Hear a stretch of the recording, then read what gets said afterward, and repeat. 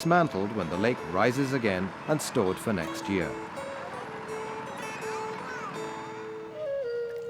Kampong Pluk is remarkable in other ways. It's surrounded by the largest closed canopy gallery forest left on the Tonle Sap. This is the community's most valuable resource, and residents are determined to preserve it at all costs. Ning Ni is patrolling the forest on the lookout for anyone illegally cutting trees. We have to be on the lookout for people cutting trees, to clear land, to plant rice in the dry season. And the other problem is cutting firewood. People just don't care how they cut the trees. In the dry season, sometimes they cut the whole tree, which destroys our forest. Ning Ni is a member of the Community Fisheries Management Committee of Kampong Pluk. He's responsible for patrolling the forest and the village fishery. Ni explains how the forest has been divided into zones under a plan that allows villagers to cut firewood for cooking and fish processing. Cutting areas are rotated from zone to zone to allow the forest to recover. Each household is allowed to cut 7 cubic meters per year.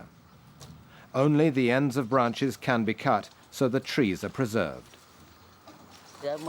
We look for the big trees with many branches as big as our wrists, 10 to 20 branches, and we cut 4 to 5. But we don't cut the big ones, only the small ones. The forest is where fish spawn. When there's a storm from the lake, the forest protects our houses. The community has established a fish sanctuary and works with the government fisheries officer to intercept boats in the area using illegal nets and other harmful fishing practices. In 2000, the government released to communities half of the private commercial fishing lot areas on the Tonle Sap. A new fisheries law and regulations that reflect this far-reaching change are before the National Assembly. Now, with access to 500,000 hectares of good fishing grounds, poor fishing families have a real opportunity to improve their livelihood, provided the lake's resources are managed well. The village longboat team practices for races to take place during the annual water festival. This important festival celebrates the reversing of the Tonle Sap River and the opening of the fishing season. Taking advantage of the occasion, Education Officer Nok Nak paddles through the community spreading his message.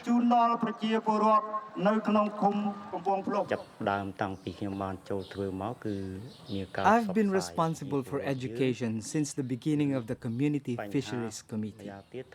We sensitize people about the importance of the flooded forest as a sanctuary for fish to multiply. We also teach them not to use illegal fishing tools to ensure the sustainable supplies of our fish. We do this so that we will have fish to catch in the future. It's not the Fisheries Committee who set the rules. It's the people themselves. So they dare not go against what they themselves decided. We all have to stick to our rules and regulations. If someone breaks a regulation, they deserve to be fined. It's fair, because the people themselves made the rules. In Kampong Pluk, the differences with Chongkani are clear to see. Sturdy houses, a plentiful catch, healthier children. It comes down to safeguarding the resources which provide people's livelihood, according to a community leader. If you compare fishing here with Chongkini, the two places are very different. Here we have protected the flooded forests, so lots of fish come and live in the forests. But in places that are not protected, there are few fish. If you compare living standards, there are more rich people in Chongkini, but there are also a lot of poor people. In Kampong Pluk, it's not like that. There are a few rich people, but there's also very few poor families who do not have enough food. Their living standard is in the middle, not high, not low. Everyone at least has enough to survive in our community.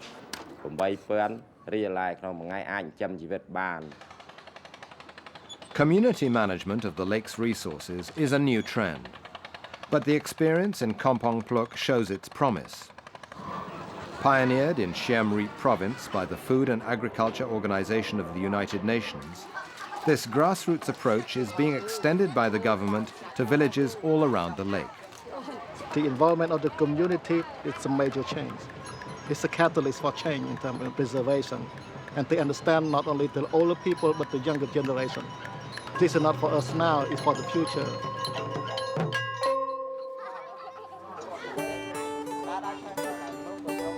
School children gather round a pile of firewood for a lesson on the loss of the flooded forest, creating awareness, especially among children, about the need to protect the Tonle Sap Lake may be the best hope to conserve this wondrous wetland for generations to come.